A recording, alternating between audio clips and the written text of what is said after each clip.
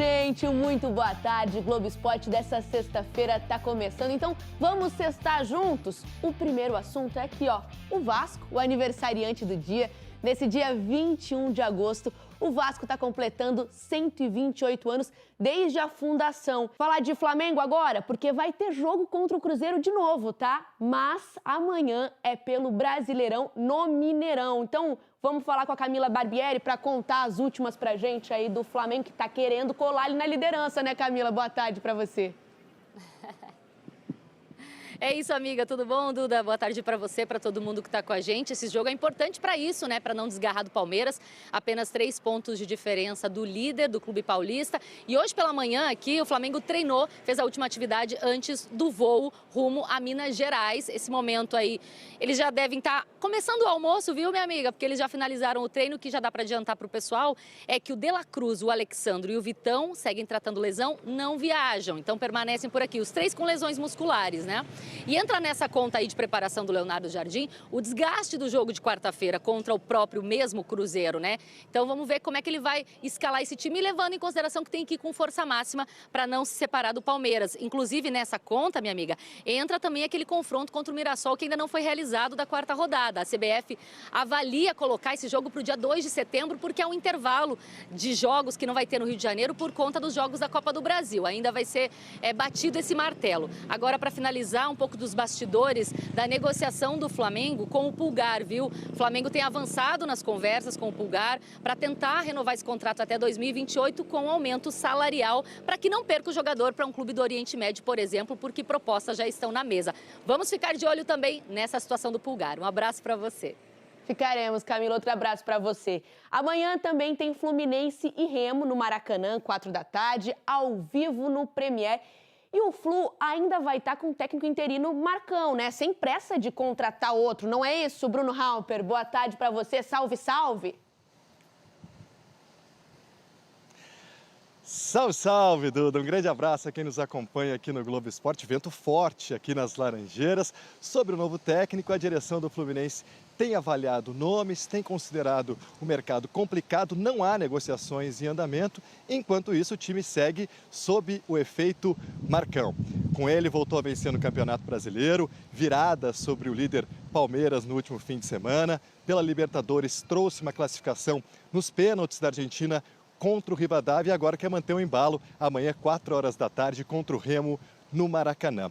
Bom, o Marcão que comandou o último treino hoje pela manhã lá no CT Carlos Castilho, não vai ter para amanhã o Guga e o Lúcio Acosta, que estão suspensos pelo 3º cartão amarelo. Samuel Xavier, naturalmente, deve entrar na lateral direita. E no meio, o Ganso deve ser mantido. O Ganso que mudou de status desde quando o Marcão assumiu. Foi protagonista nos 2 últimos jogos, titular e tem contrato até dezembro com o Fluminense. São os últimos meses do Ganso e, por enquanto, não há conversas para uma renovação. Dúvida, Savarino. Ele que está com dores na panturrilha, não viajou para a Argentina, mas pode voltar a ficar à disposição amanhã contra o Remo, 4 horas da tarde, no Maracanã. Duda, volto com você. Valeu, Bruno. Se proteja aí do vento, tá? Um abraço para você. Vamos dar uma olhadinha aqui em como está o chaveamento da Libertadores. A gente já sabe que o Fluminense está lá nas quartas de final, vai pegar o Platense. O Flamengo também está aguardando ali Tolima ou Independente Del Valle. Na terça-feira a gente vai saber quem o Flamengo pega nas quartas. Ontem o Palmeiras descobriu o adversário. A LDU eliminou o Mirassol e ontem também o Corinthians conseguiu a classificação para as quartas de final, vai enfrentar o Estudiantes, conseguiu a classificação em casa com a volta de um cara importante.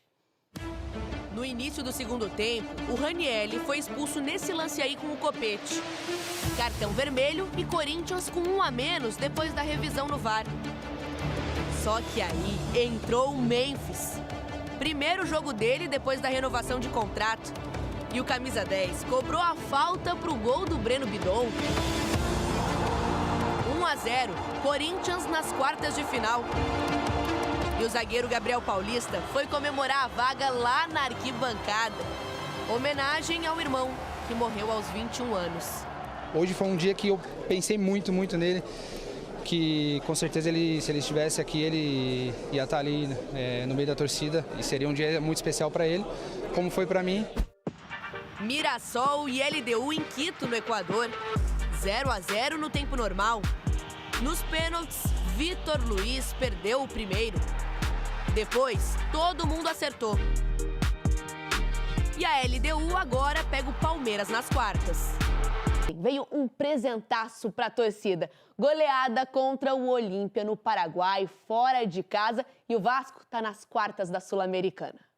Faz 128 anos de existência e sem dúvida que era isto que nós queríamos oferecer não só ao clube, mas à nossa torcida. Depois fizemos uma exibição de encher o olho. Mas antes, o susto. Primeiro, o Andrés Gomes saiu cara a cara com o goleiro, chutou mais chão do que bola e perdeu uma chance clara.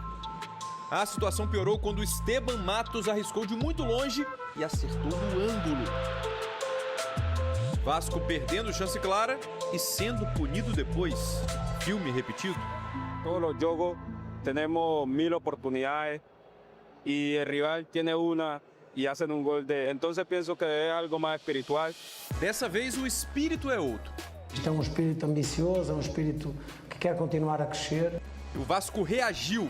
Thiago Mendes fez uma boa jogada com o David e empatou o jogo. Na comemoração, tapou os ouvidos. Foi do próprio David o gol da virada. Meio de barriga, meio de peito, meio de ombro. O que importa é que entrou. Cauã Barros teve a chance de fazer o terceiro. Thiago Mendes também desperdiçou. Vasco martelando até que Adson finalmente conseguiu. O Olímpia chegou a fazer o segundo. Mas o VAR pegou falta do Sandoval no Léo Jardim. Aí o passeio continuou. Cruzamento de Puma Rodrigues para o Spinelli fechar o placar. Coração cheio porque a nossa equipa precisava de uma noite como esta. Amanhã é um novo dia e temos que voltar a fazer tudo de novo. Enquanto o amanhã não chega, o Vasco comemora o presente. Presente de aniversário. Presentaço, hein? Jogaço fora de casa. Vamos ver como ficou o chaveamento da Sul-Americana? Aqui, ó, vamos ter confrontos brasileiros aí nas quartas de final, de brasileiros, né? Atlético Mineiro e Santos. Desse lado da chave, que é o lado da chave do Vasco, tem São Paulo pegando Boca Juniors. O Vasco ainda está esperando ali quem vai pegar nas quartas de final, porque vai sair do confronto entre River Plate e Independente Santa Fé na quarta-feira. O Vasco, além de estar nas quartas da Sul-Americana, está nas quartas da Copa do Brasil e está tendo que se recuperar no Campeonato Brasileiro porque está na zona de rebaixamento. Mas mesmo assim, mesmo precisando se virar nessas 3 competições, o técnico Pedro Emanuel falou que não vai abrir mão de nenhuma. Olha aí. Este é o caminho, é olharmos para todas as competições, pela grandiosidade do clube, pela ambição que este grupo está a demonstrar. Não vou abdicar, vou ser sincero, mesmo que a direção fale comigo sobre isso. Eu acho que seria injusto nós, neste momento e nesta fase das competições, abdicarmos seja do que for.